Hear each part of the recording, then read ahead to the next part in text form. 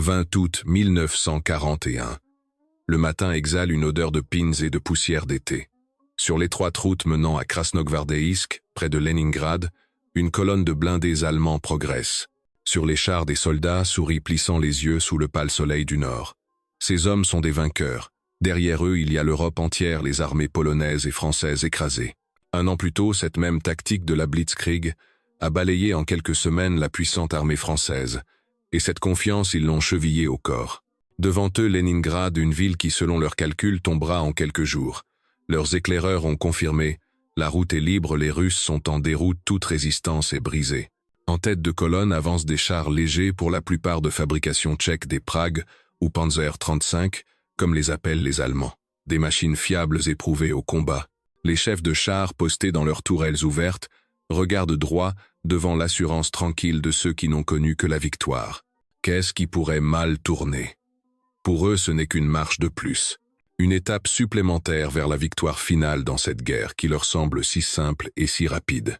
Ils ignorent qu'à quelques centaines de mètres à peine dans une sape soigneusement camouflée, un char lourd Kavoun attend immobile. Son équipage de 5 hommes est à son poste depuis des heures figé dans l'attente. Leur chef, le lieutenant Zinovy Kolobanov, observe la colonne qui approche à travers son périscope et donne un ordre calme presque banal, laissez-les approcher. Les tankistes allemands rient et échangent des plaisanteries. Ils ne savent pas encore qu'ils s'engagent tout droit en enfer. Ils ne savent pas que ce jour sera leur dernier. Ils sont certains de leur supériorité, de leur matériel, de leur tactique de la guerre, éclair. Mais que se passera-t-il si toute leur tactique, toute leur assurance, vient se fracasser contre le blindage d'un seul et unique char soviétique, et si cette bataille entrait dans l'histoire comme l'un des duels de blindés les plus incroyables de tous les temps? Pour la colonne allemande, ce n'était qu'une route vers Leningrad. Pour l'équipage de Kolobanov, c'était la ligne à ne pas franchir, une frontière au-delà de laquelle la retraite était impensable. Et maintenant, en cette calme matinée d'août, deux forces allaient entrer en collision. D'un côté, la puissance de toute la machine de guerre allemande. De l'autre, la détermination de 5 hommes dans une boîte d'acier enfouie dans la terre russe. Qui était donc cet homme Zinovy Grigorievitch Kolobanov destiné à devenir une légende? Ce n'était pas un jeune lieutenant sorti de l'école militaire. En août 1940, il a déjà 30 ans et une solide expérience du combat derrière lui. C'est un militaire de carrière, un professionnel jusqu'au bout des ongles. Il a connu son baptême du feu en 1939, durant la guerre d'hiver contre la Finlande, cette même guerre qui fut une épreuve si rude pour l'armée rouge. Kolobanov commandait une compagnie de chars sur l'isthme de Carélie perçant la fameuse ligne Mannerheim. Par 3 fois, il a vu son char prendre feu.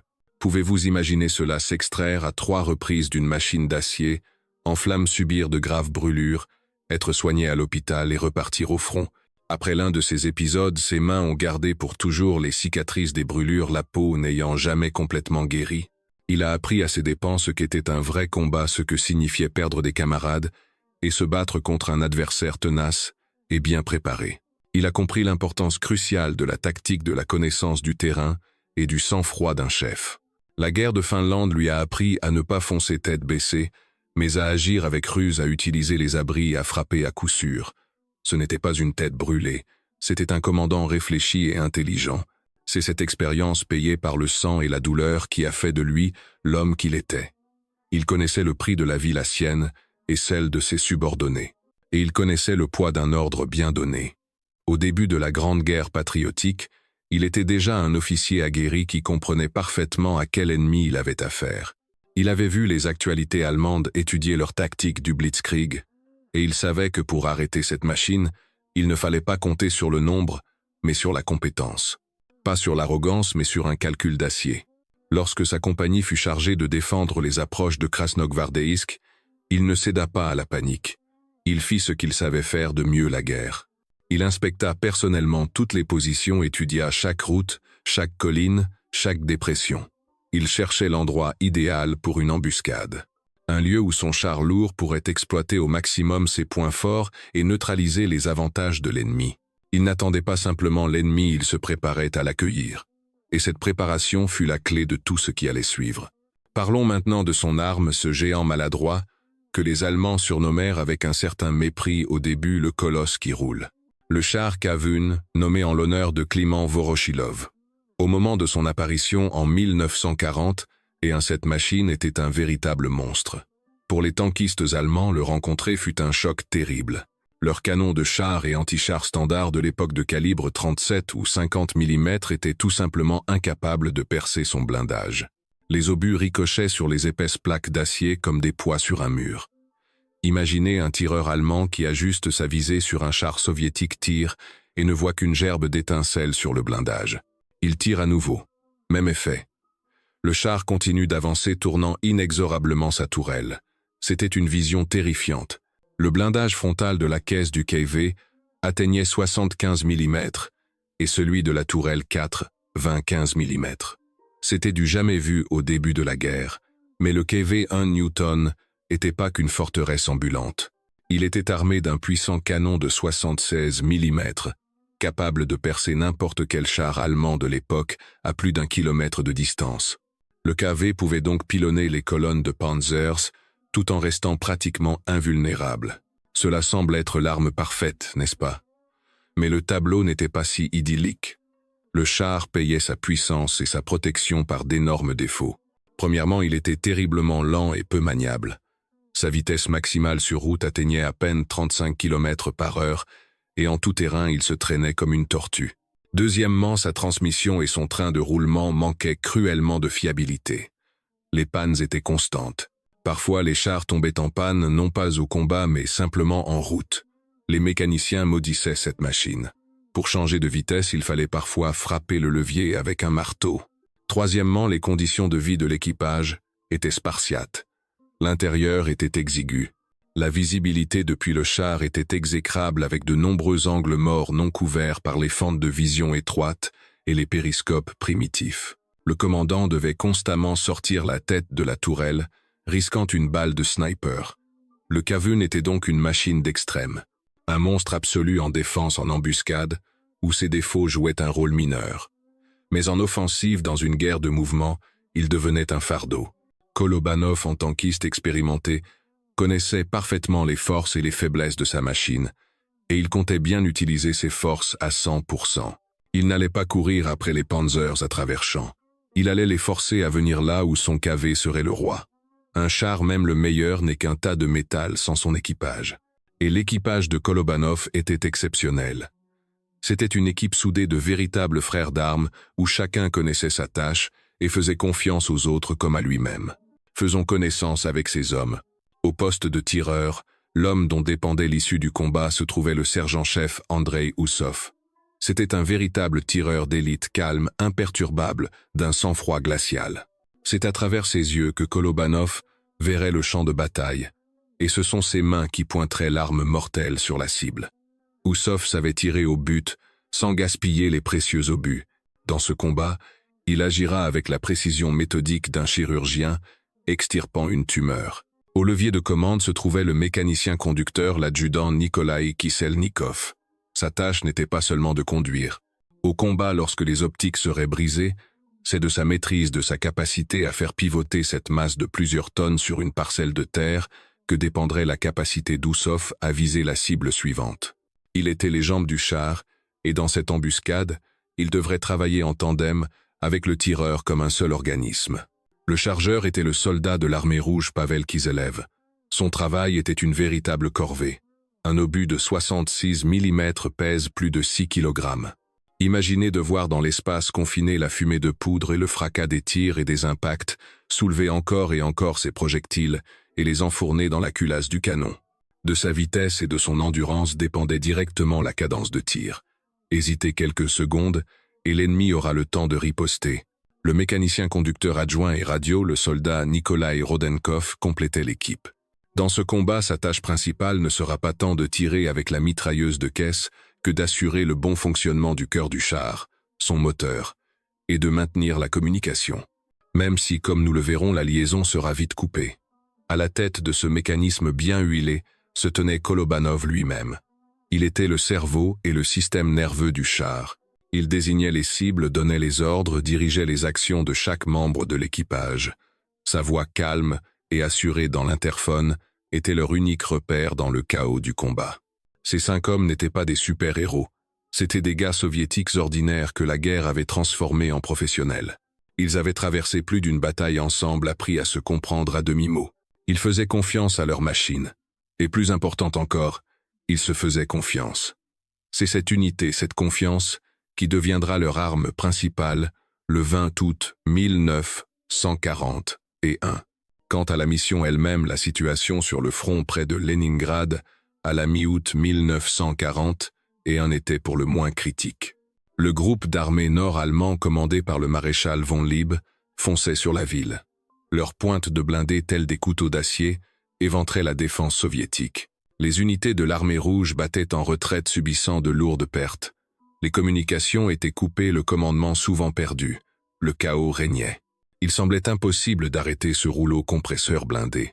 La chute de Krasnogvardeysk, aujourd'hui la ville de Gatchina, ouvrait aux Allemands une voie directe vers Leningrad. C'était un nœud de défense clé. Le perdre signifiait pratiquement perdre la bataille pour la ville.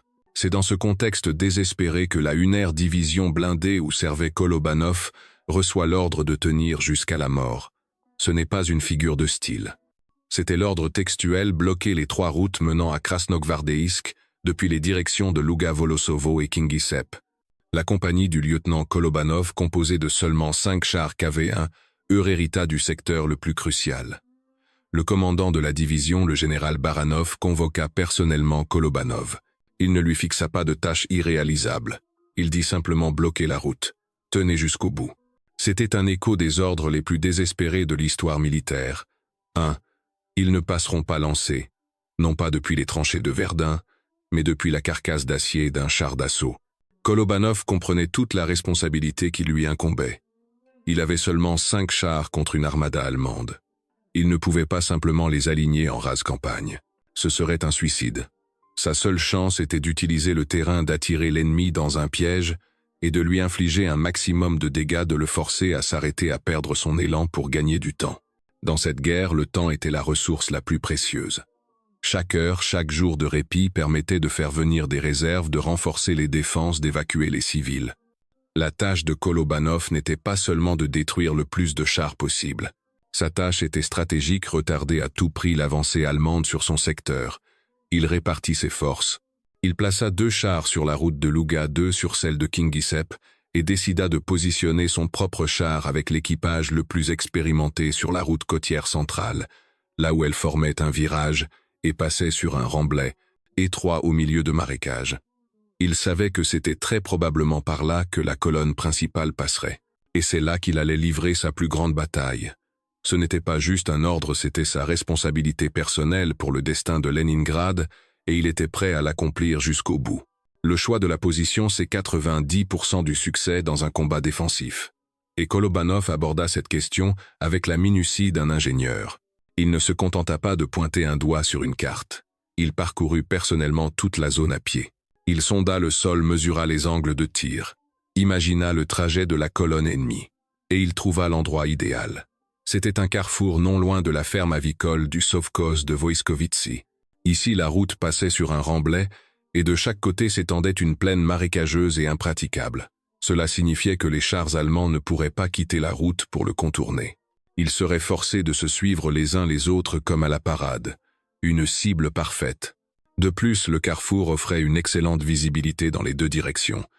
Kolobanov choisit un point d'où la route était visible sur près d'1 kilomètre. Il calcula tout dans les moindres détails. Il trouva une petite butte qui dissimulerait son char et ordonna de creuser une tranchée pour son KV, ou comme l'appellent les militaires, un caponi. Mais pas n'importe laquelle, une tranchée astucieuse. Elle fut creusée de telle sorte que seule la tourelle du char dépassait du sol. L'énorme coque était entièrement cachée sous terre, faisant de son KV une cible minuscule et difficile à atteindre. Mais ce n'est pas tout. Il ordonna de creuser 2 sapes, une principale et une de rechange quelques dizaines de mètres en arrière, au cas où la première serait découverte et pilonnée par l'artillerie.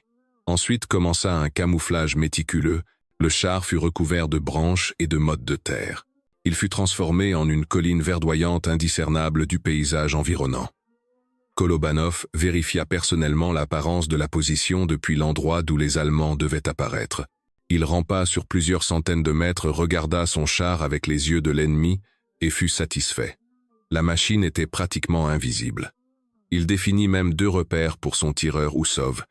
Le premier 2 boulots à l'embranchement des routes. C'était le point de déclenchement du tir. Le second un cimetière à l'horizon. C'était la limite de la zone d'engagement. Il donna un ordre strict à Oussov: n'ouvrez pas le feu sans mon commandement.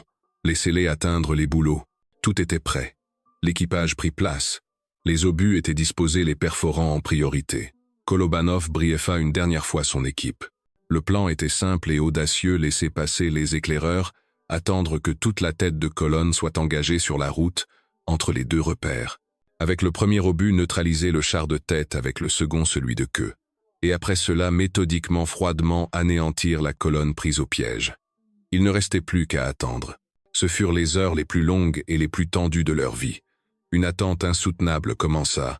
Le temps dans ce char enfoui sous terre semblait s'être figé. Le soleil montait dans le ciel, chauffant le blindage. L'air à l'intérieur devenait étouffant. Les parois métalliques dégageaient une odeur de peinture, de gazole et de poudre.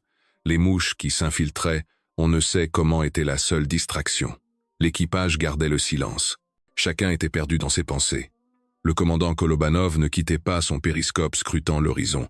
Il était calme, du moins en apparence. Sa confiance se transmettait aux autres. Il savait que la panique était le pire ennemi au combat.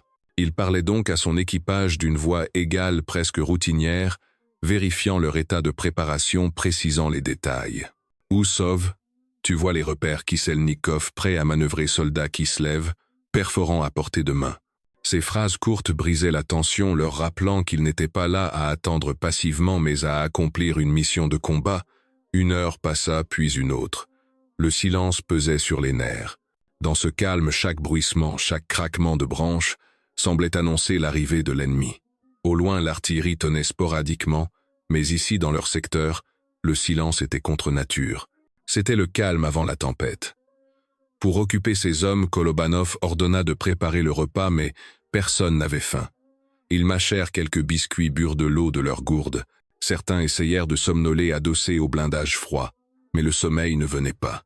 Leurs pensées étaient là, bas sur la route. Viendront-ils ou non?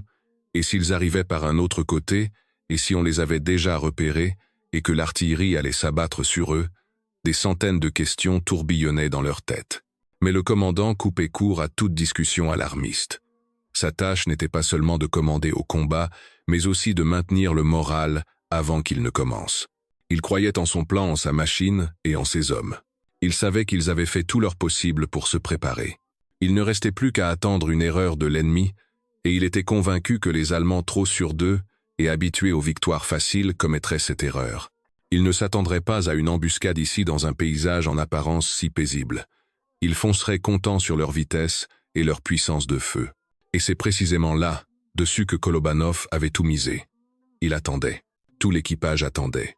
Et toute la défense de Leningrad, sans même le savoir, attendait de voir comment se terminerait cet affrontement sur un carrefour anonyme près de Voïskovitsi. Et enfin le silence fut rompu. Au loin, un bruit de moteur se fit entendre. D'abord faible, à peine perceptible, il devint de plus en plus fort et distinct. Kolobanov se colla à son optique. Sur la route, des points apparurent, grandissant rapidement pour devenir des silhouettes. C'était la reconnaissance allemande. 3 motos avec sidecar. Il roulait sans se cacher, inspectant les bas-côtés avec assurance. C'était le premier moment le plus crucial. Un tir imprudent, un mouvement suspect, et toute l'embuscade serait compromise. Les éclaireurs signaleraient une résistance, et la colonne principale dévierait ou ferait appel à l'aviation et à l'artillerie, qui ne ferait qu'une bouchée de la colline verdoyante de Kolobanov. Les nerfs de l'équipage étaient tendus à l'extrême. Le tireur Oussov avait déjà le motocycliste de tête dans le réticule de sa lunette. Son doigt reposait sur le bouton de tir. Dans les écouteurs, la voix calme mais ferme de Kolobanov retentit. « Laissez passer les éclaireurs. N'ouvrez pas le feu. Nous attendons les chars. » C'était un ordre basé sur une maîtrise de soi de fer et un calcul précis. Laisser l'ennemi passer à quelques dizaines de mètres de soi, alors qu'on peut le détruire d'un seul coup, exige un sang-froid incroyable. Les motards passèrent sans même un regard pour le cavé camouflé. Ils ne remarquèrent rien de suspect. Ayant franchi le carrefour, ils disparurent au tournant. Pour l'équipage, c'était une petite victoire. La première étape du plan avait fonctionné. Ils savaient maintenant que la colonne principale était proche, et qu'elle emprunterait cette route convaincue que la voie était libre. Environ une demi-heure s'écoula. Le bruit des moteurs s'intensifia, se transformant en un grondement sourd. Le sol se mit à vibrer légèrement, et du virage surgit la tête de la colonne. Des chars. Ils avançaient à faible vitesse, tourelles ouvertes. La distance entre les véhicules était minimale, 30 ou 40 mètres. Les Allemands ne s'attendaient manifestement à aucune résistance. Kolobanov scrutait les blindés qui approchaient. Il s'agissait principalement de chars légers, PZ, KFW, et de PZ, KFV. 35 tonnes tchèques. Pas les adversaires les plus redoutables pour son KV. Il compta en silence. 1, 2, 3, 10, 15. Toute la route était encombrée de blindés. La colonne s'engageait lentement dans le piège. Ils dépassèrent le repère les deux bouleaux. Toute la tête de la colonne était maintenant à portée de tir dans une zone d'engagement idéale. Kolobanov attendit que le premier véhicule atteigne le carrefour. Alors, dans les écouteurs retentit l'ordre qu'Oussov attendait depuis des heures, repère, un sur le char de tête perforant. Feu, le coup de canon détonna semblable à un coup de tonnerre dans un ciel serein. Pour les tankistes allemands, ce fut le début de l'enfer. L'obus perforant de 66 mm percuta le flanc du char de tête avec une force monstrueuse. Le véhicule sursauta, une fumée noire s'en échappa et il s'immobilisa, barrant la route.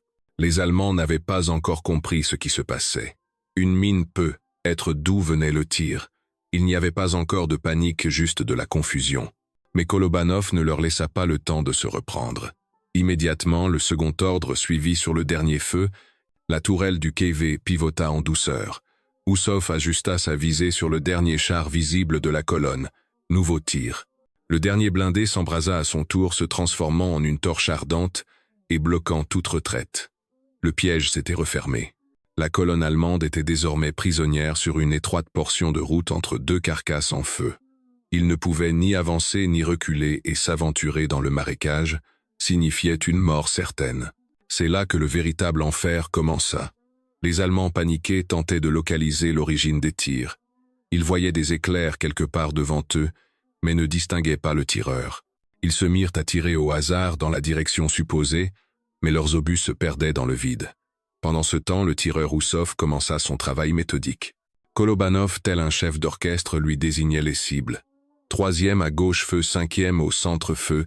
Oussov agissait avec un sang-froid stupéfiant. Il ne se précipitait pas. Pour chaque char, il utilisait comme convenu 2 obus. Le premier, un perforant pour transpercer le blindage et neutraliser l'équipage et les mécanismes. Le second, un obus explosif à fragmentation pour garantir l'incendie du véhicule et la détonation des munitions. Le fracas assourdissant des tirs du KV se mêlait au sifflement des ricochets, au grincement des chenilles et aux cris des blessés.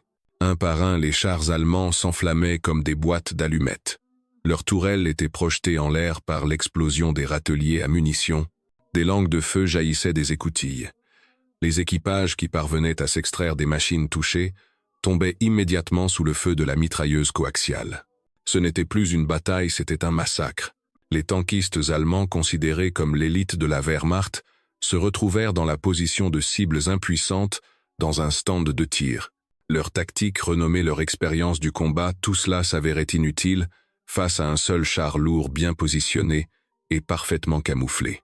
Imaginons un instant la scène du point de vue d'un tankiste allemand au milieu de la colonne.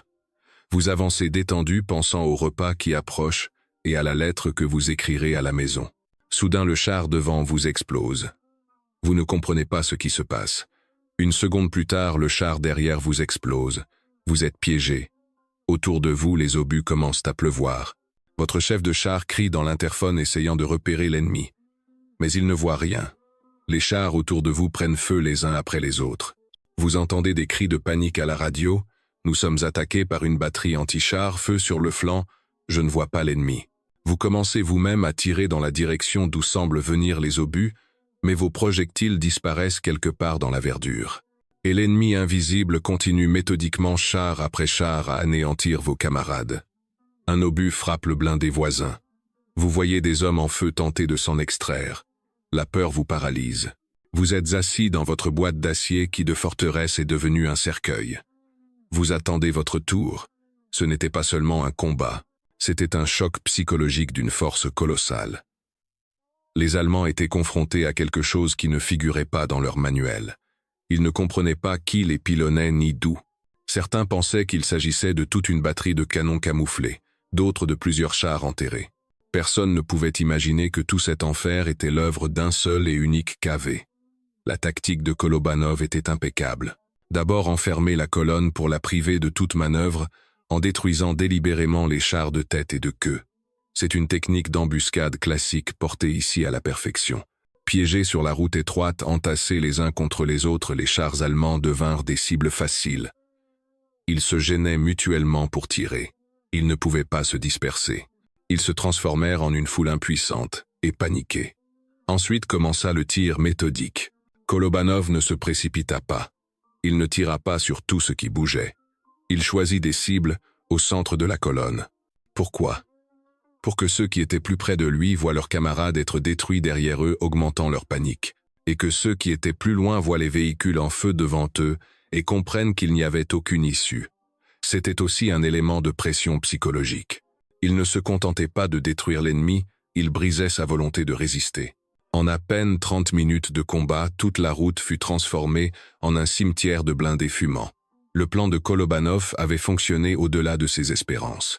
Au cœur de cette tempête de feu à l'intérieur de la boîte d'acier, un autre type de travail invisible de l'extérieur battait son plein. Le tireur Andrei Youssov, l'œil collé à l'œilleton en caoutchouc de sa lunette, était d'un calme absolu.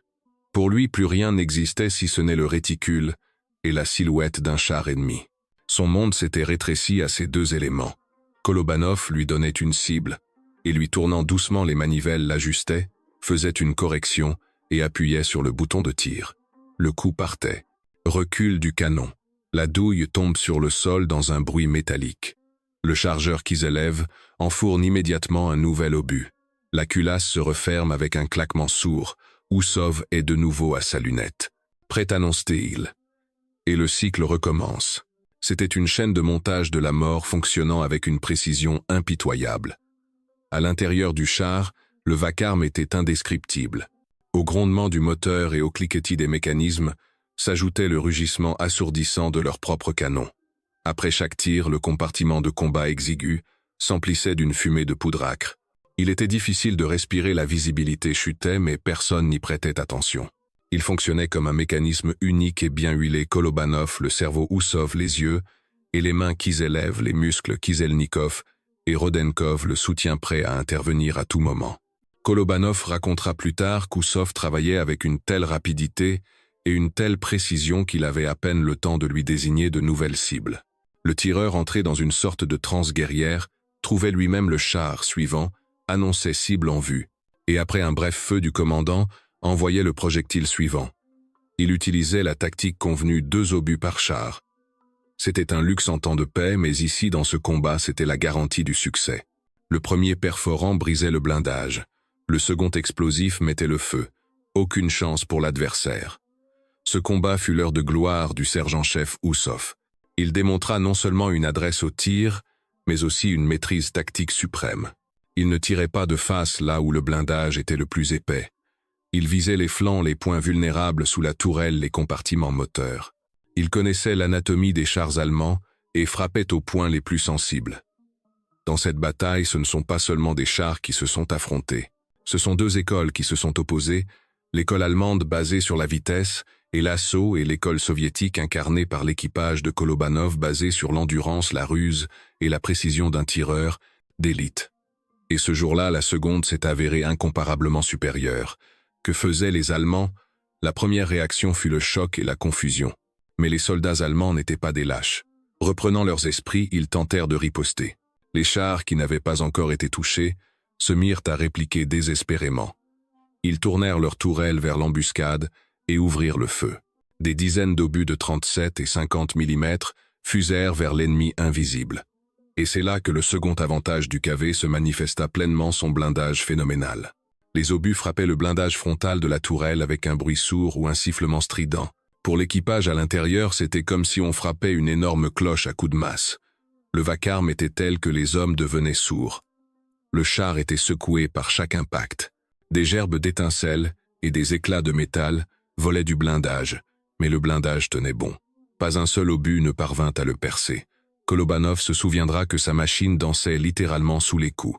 La peinture à l'intérieur s'écaillait et tombait en fines paillettes, mais l'équipage continuait son travail. Ils ignoraient simplement cette pluie de métal. Ils savaient que leur cavée était une forteresse et ils croyaient en leur blindage. Cette confiance leur donnait de la force. Les Allemands, eux, sombraient dans le désespoir. Ils tiraient et épuisaient leurs munitions, mais ne voyaient aucun résultat. L'ennemi invisible continuait de les abattre impunément un par un. Ils ne comprenaient pas à quoi ils avaient affaire. C'était comme combattre un fantôme. Leurs meilleures armes étaient impuissantes. Cela brisait leur morale, semait la panique. Ils voyaient que leurs obus ne causaient aucun dommage à l'ennemi tandis que chaque tir du fantôme était mortel. À un moment donné, les artilleurs allemands qui suivaient dans la colonne tentèrent de déployer leurs canons antichars directement sur la route. C'était un acte de désespoir, mais ils devinrent eux aussi des cibles faciles pour Roussov. Quelques obus explosifs et des canons et de leurs servants, il ne resta que des débris tordus. La tentative d'organiser une résistance avait échoué. La colonne allemande était condamnée. Elle était tombée dans le piège parfait où tous ses avantages étaient annulés et tous ses défauts amplifiés. Mais le combat ne fut pas une promenade de santé. Le feu de riposte allemand, bien qu'incapable de percer le blindage, causa néanmoins des dommages. Après des dizaines d'impacts, les équipements externes du char commencèrent à tomber en panne. Les premiers touchés furent les instruments d'observation. Les éclats et les tirs directs brisèrent tous les périscopes et les fentes de vision. Le char était aveugle. Kolobanov ne pouvait plus observer le champ de bataille. Roussov ne voyait plus que ce qui entrait dans le secteur étroit de sa lunette. Commander devenait presque impossible. Mais Kolobanov trouva une solution. Il ordonna au mécanicien conducteur Kiselnikov de manœuvrer et de faire pivoter tout le char pour qu'Oussov puisse voir de nouvelles cibles à travers sa seule lunette intacte. Cela exigeait une coordination incroyable. Kolobanov sortait la tête de la tourelle, risquant sa vie évaluée rapidement. La situation donnait un ordre à Kiselnikov. À droite de 5 degrés, celui-ci faisait pivoter la machine de plusieurs tonnes et Roussov pouvait tirer.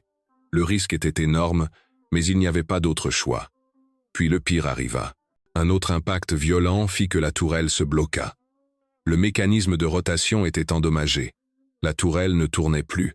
On aurait pu croire que c'était la fin du combat.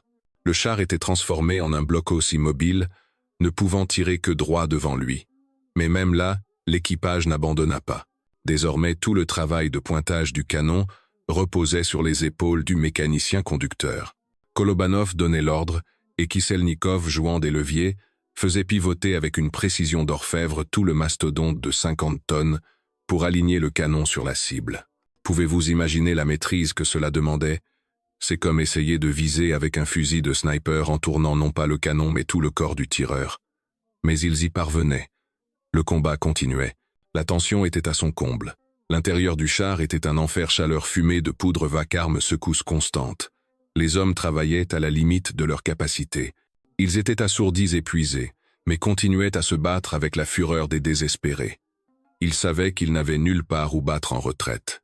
Derrière eux, il y avait Leningrad, et ils tiendraient ici jusqu'au dernier obus, jusqu'au dernier souffle. Et enfin, dans cet enfer, le silence se fit. Le dernier char allemand était détruit. Le feu cessa.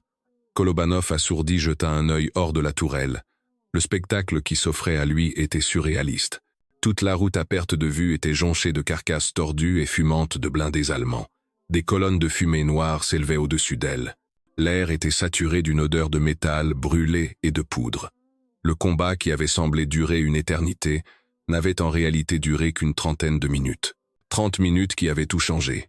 Kolobanov ordonna à l'équipage de faire le point. Tous étaient vivants. Commotionnés, assourdis, couverts de bleu, à force d'être projetés contre le blindage mais vivants. C'était le premier miracle.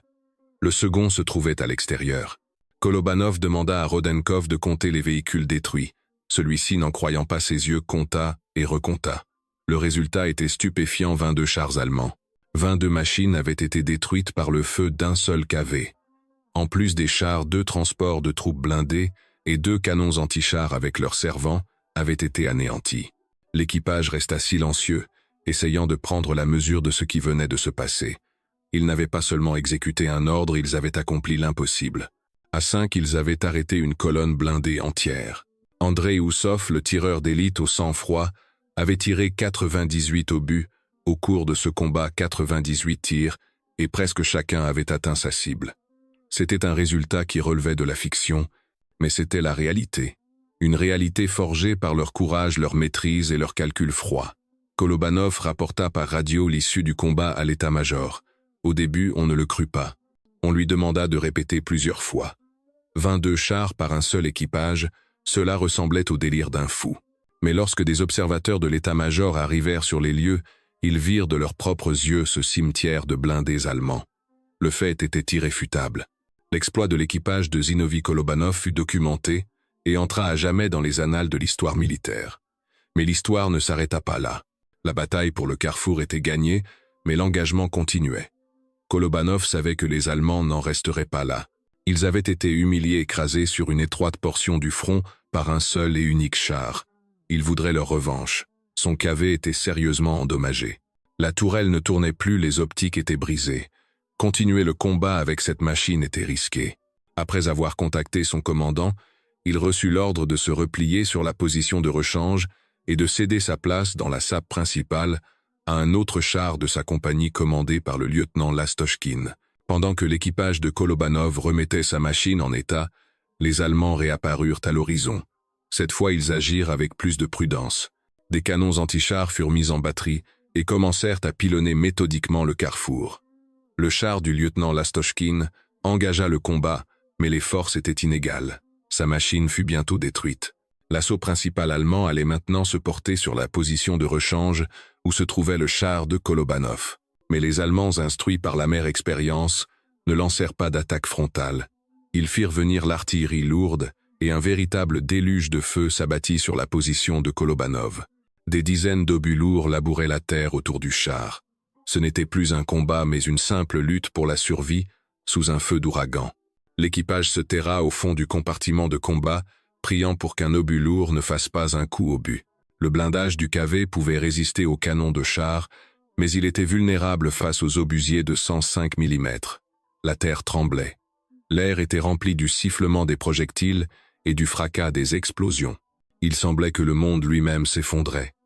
À un moment, un obus explosa si près qu'un éclat atteignit Kolobanov, qui observait la situation depuis la tourelle.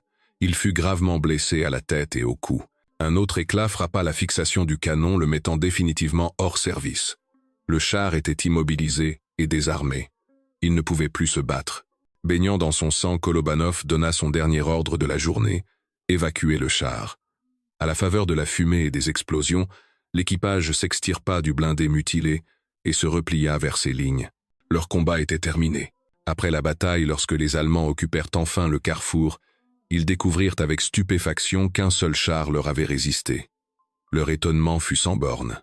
Et lorsque les troupes soviétiques reprirent le terrain quelque temps plus tard, une commission spéciale fut envoyée sur place. Ce qu'ils virent dépassait l'imagination. Le Kayvun de Kolobanov, mutilé mais invaincu, se tenait sur sa position.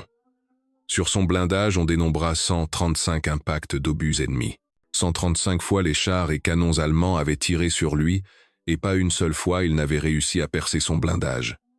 C'était le témoignage tangible de l'enfer que l'équipage avait traversé. Le char avait tenu. Il avait accompli sa mission jusqu'au bout. Ce chiffre 135 est devenu un symbole de cette bataille, au même titre que les 22 chars détruits. Il parlait de l'incroyable résistance de la machine et des hommes. Imaginez l'état psychologique de l'équipage à l'intérieur de cette boîte d'acier martelée, sans relâche comme une enclume. N'importe qui d'autre aurait pu paniquer, tenter de fuir, mais eux ont continué le combat ignorant cette grêle d'acier. L'inspection du char montra que tous les dommages étaient non critiques du point de vue de la survie de l'équipage. Les instruments d'observation étaient brisés, la tourelle bloquait, le canon endommagé, mais la capsule blindée elle-même était restée intacte. Le Kayvun confirmait sa réputation de forteresse imprenable. Ce char mutilé devint le meilleur monument à cette bataille. Il démontrait de manière éclatante ce qui s'était passé à ce carrefour. D'un côté 135 cicatrices d'obus ennemis, de l'autre 22 chars allemands incendiés. L'arithmétique de ce combat était simple et meurtrière. L'exploit de l'équipage était si incroyable qu'il nécessita une documentation minutieuse. Des rapports officiels furent rédigés, des témoins interrogés. Des photographes immortalisèrent le champ de bataille avec ses rangées de blindés allemands détruits. Ces photos et ces documents devinrent la preuve irréfutable que l'histoire du combat de Kolobanov n'est ni une fiction, ni une légende de propagande, mais un fait réel, l'un des plus stupéfiants de l'histoire des batailles de chars. Comment cet exploit a-t-il été reconnu dans le chaos de la retraite de 1940 et un de nombreux actes héroïques passèrent inaperçus perdus dans les archives de l'état-major. Mais le cas de Kolobanov était si exceptionnel qu'il était impossible de l'ignorer. Immédiatement après la bataille, le commandant du 1er régiment de chars, le major Spiller, proposa à tout l'équipage, pour la plus haute distinction, le titre de héros de l'Union soviétique. Le rapport de citation décrivait en détail tout ce qui s'était passé, le choix de la position, la tactique du combat et bien sûr le résultat. 22 chars détruits. Le document remonta la chaîne de commandement. Il passa par le commandement de la division qui soutint pleinement la proposition puis à l'état-major de l'armée. Il semblait qu'il ne pouvait y avoir de doute. Pour un tel combat dont le résultat équivalait aux actions de tout un régiment, une seule récompense s'imposait l'étoile d'or. Mais c'est alors que se produisit ce qui arrivait souvent dans la machine bureaucratique militaire. Le haut commandement assis à l'arrière ne crut tout simplement pas aux chiffres présentés. 22 chars par un seul équipage en une demi-heure. En 1940, et alors que l'armée rouge était principalement en retraite, cela semblait trop beau pour être vrai. Quelqu'un à l'état-major a probablement pensé qu'il s'agissait d'une nouvelle exagération du front, une tentative d'embellir la réalité. Finalement, malgré tous les documents et témoignages, la proposition pour le titre de héros fut rejetée. La récompense fut revue à la baisse. Le lieutenant Zinovy Kolobanov reçut l'ordre du drapeau rouge. Son tireur, le sergent-chef Andrei Oussov, reçut l'ordre de Lénine, la plus haute distinction de l'URSS, mais pas l'étoile de héros. Les autres membres de l'équipage furent décorés de l'ordre du drapeau rouge ou de l'étoile rouge. C'étaient de hautes et honorables récompenses, mais tous comprenaient qu'elles ne correspondaient pas à l'ampleur de l'exploit accompli. L'ironie était amère. L'équipage qui avait accompli l'un des plus grands exploits de l'histoire des blindés n'obtint jamais la reconnaissance suprême de son pays à ce moment-là. La justice ne triomphera que partiellement bien des années plus tard. Mais à ce moment-là, en 1940, et un pour Kolobanov et ses hommes, la plus grande récompense était d'avoir survécu et d'avoir fait leur devoir. Et les Allemands, comment ont-ils perçu cette déroute? Malheureusement, peu de rapports détaillés sur ce combat précis du côté allemand ont survécu. Dans le chaos de l'offensive et des pertes énormes, la destruction d'une colonne de chars a pu se perdre dans les bilans généraux. Mais on peut affirmer avec certitude quel fut l'effet général des rencontres avec les chars KV. Pour les troupes allemandes habituées aux victoires faciles en Europe, la confrontation avec les chars lourds soviétiques KV et les chars moyens T-34 fut un véritable choc. Dans leurs journaux et leurs mémoires, de nombreux tankistes et généraux allemands comme Guderian ont écrit sur la peur des chars qui s'empara de leurs soldats à l'été et à l'automne 1941. Ils appelaient le KV le monstre russe ou le fantôme. Ils ne comprenaient pas comment combattre une machine que leurs armes ne pouvaient pas entailler. La bataille de Voïskovitsi devint l'un des épisodes les plus marquants de ce choc du KV. Imaginez le rapport envoyé à l'état-major de la division allemande, colonne de chars anéantis en marche. Perte 22 chars. Ennemi estimé importante formation anti-chars. Puis après reconnaissance, on découvre qu'il ne s'agissait que d'un seul char. Ce n'est pas seulement une défaite militaire. C'est un coup porté à la psychologie à la fois en sa propre supériorité technique. De telles histoires se répandaient rapidement parmi les soldats, se transformant en rumeurs et en légendes. Elles sapaient le moral. Bien sûr, les Allemands étaient d'excellents soldats, et ils apprirent vite. Bientôt, ils disposeraient de nouveaux canons plus puissants, capables de percer le blindage du KV.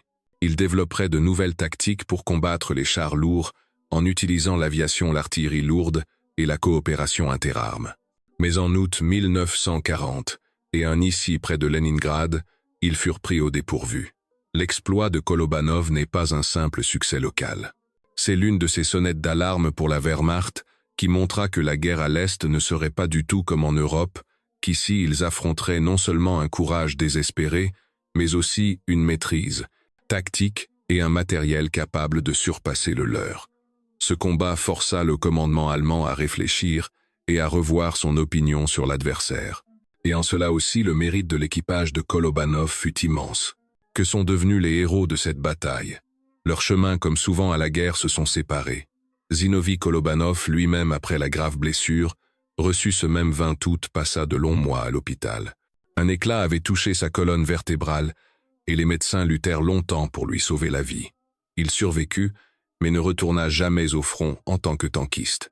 La guerre, pour lui, en tant que combattant de première ligne, était terminée, mais il resta dans l'armée.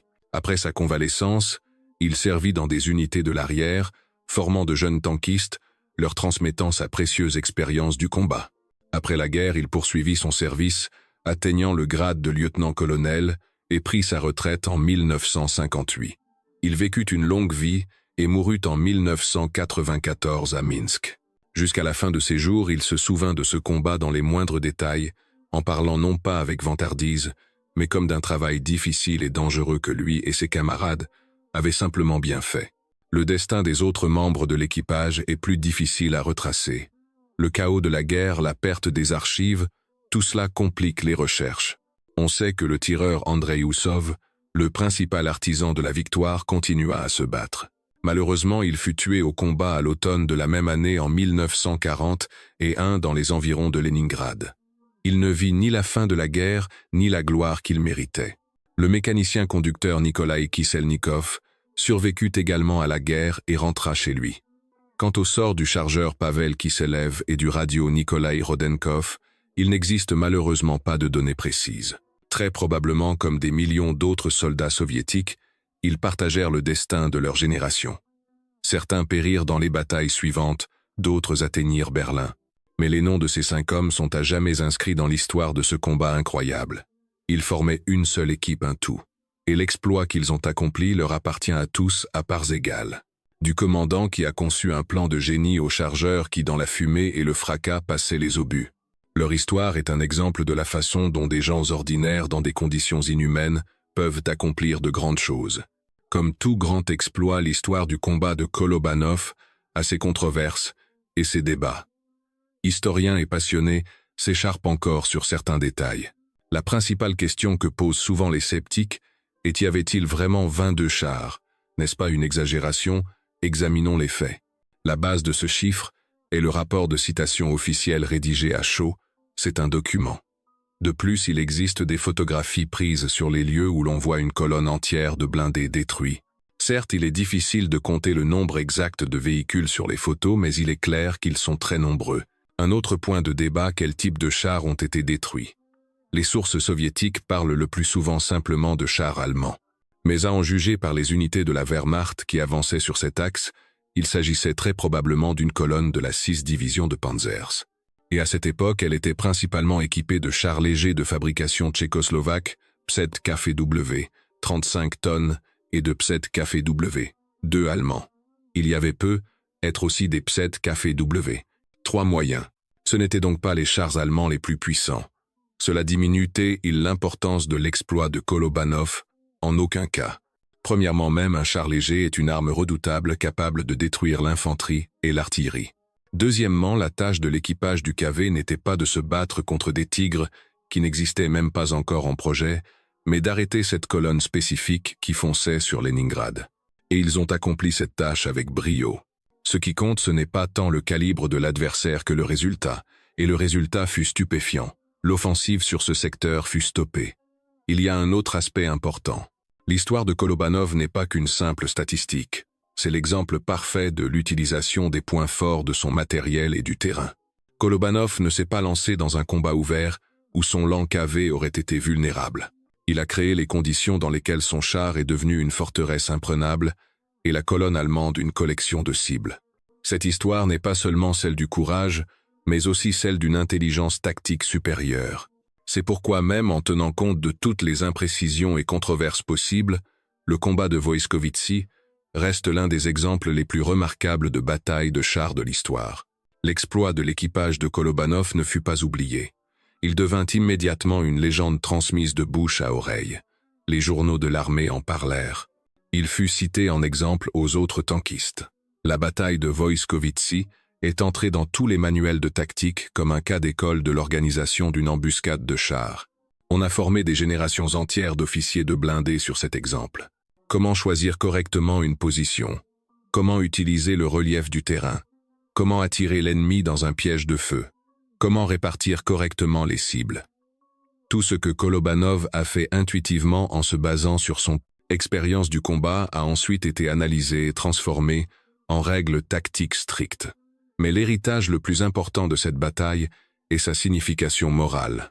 Dans les jours les plus sombres de 1940 et quand tout semblait s'effondrer, quand l'ennemi était fort et sûr de lui, l'histoire de Kolobanov est devenue une lueur d'espoir.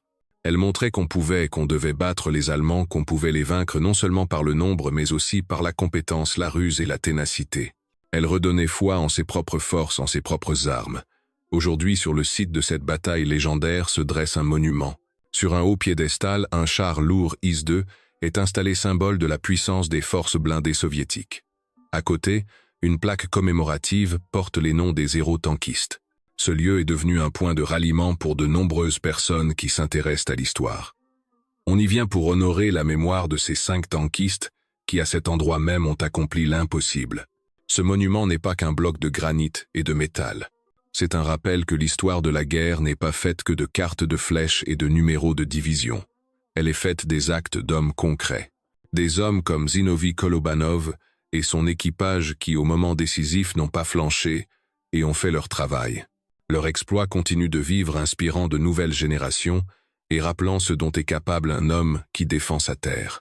Alors pourquoi cette histoire qui s'est déroulée il y a plus de 80 ans nous touche-t-elle encore autant? Pourquoi se détache-t-elle des milliers d'autres épisodes héroïques de cette terrible guerre?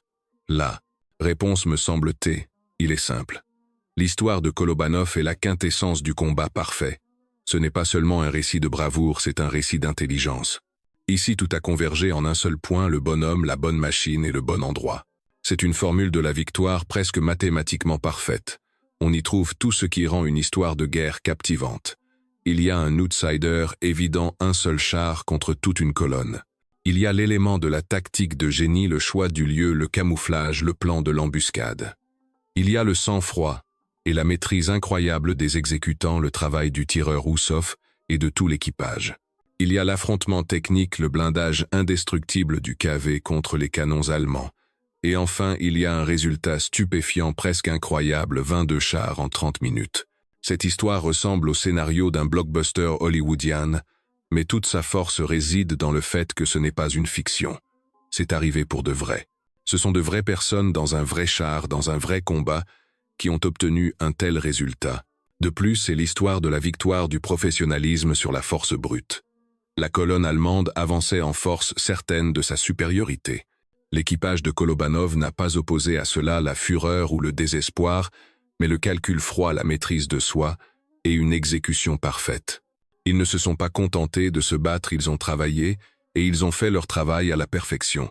Dans un monde où nous entendons souvent parler de grandes armées et de stratégies grandioses, l'histoire d'un seul équipage nous rappelle la force des petits, le fait que quelques personnes unies par un objectif commun et agissant comme un seul organisme peuvent changer le cours d'une bataille locale et peut être influencer quelque chose de plus grand. L'exploit de Kolobanov n'est pas une simple page dans un manuel d'histoire. C'est un rappel éternel que dans toute situation, même la plus désespérée, il y a une place pour la maîtrise, le courage et l'intelligence. L'histoire de Zinovy Kolobanov est un témoignage de l'incroyable impact que le courage et l'intelligence peuvent avoir même dans les moments les plus sombres. Pensez-vous que la tactique l'emporte toujours sur le nombre? Partagez vos réflexions dans les commentaires